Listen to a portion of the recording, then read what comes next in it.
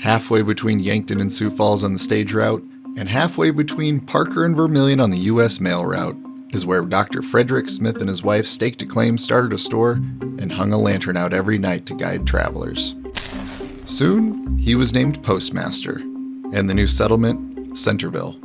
But before the railroad arrived in 1883, the town site was moved to the banks of the Vermilion River, where the ice harvested was so pristine it was sold and shipped as far away as California.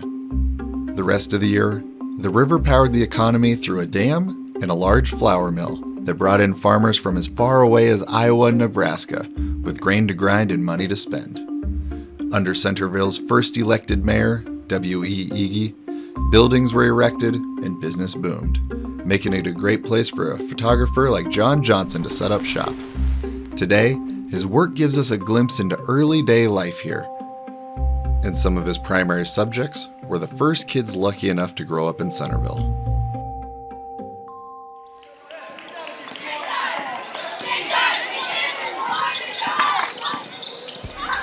Under the mural of Tuffy the Tornado, we meet two of the tornado's biggest fans, Kelly Vogue and Gene Munson Smith. I think we have a lot of community support. We're really into sports. And of course, for myself, I'm really into basketball. My husband went to school here, all of our children, and most of our grandchildren. So we're well familiar with the school, and I work for the school. It's a town that supports one another. It's a town that rallies together when there's needs and supports one another, and I think that's about all I can say about it. I have watched at least 3, and it's probably some of that's going on 4 generations of kids playing ball.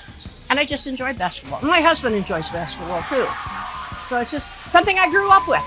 Did you play yourself? Oh, no. Oh, I predate buses, school lunch programs, girls' sports, any of those kind of things. They didn't have such a thing here.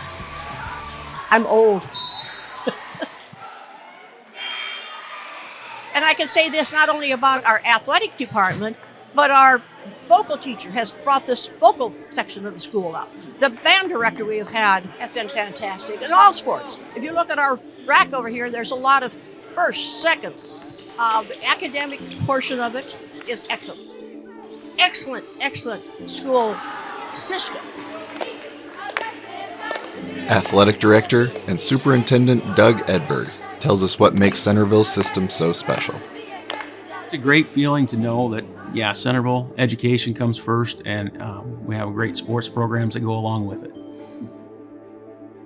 Definitely the state championship for the boys football team. I mean, being there one time and winning it is an amazing feat.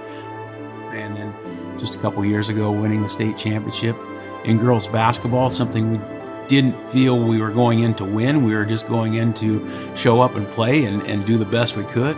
That's because just a few years prior, both their basketball and football programs lost their varsity schedules due to declining numbers. How are we ever going to build this back up? We're fortunate enough to have some great coaches in our community that stepped up to the challenge, got a few other kids out. Those are state champions. Our girls just rallied and our community rallied, and what an amazing thing. And then turn around and go back again last year.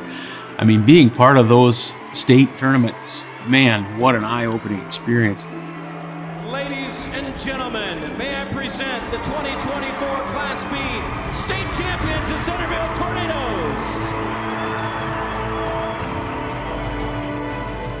It's been 100 years since Miss Mary McGregor's suggestion of the Purple Tornadoes won the most votes for school mascot in 1925. Despite the moniker, no tornado has ever struck within city limits. The only touchdowns happen here, at Stan Schmidt Field, named after former student, booster, and longtime town pharmacist.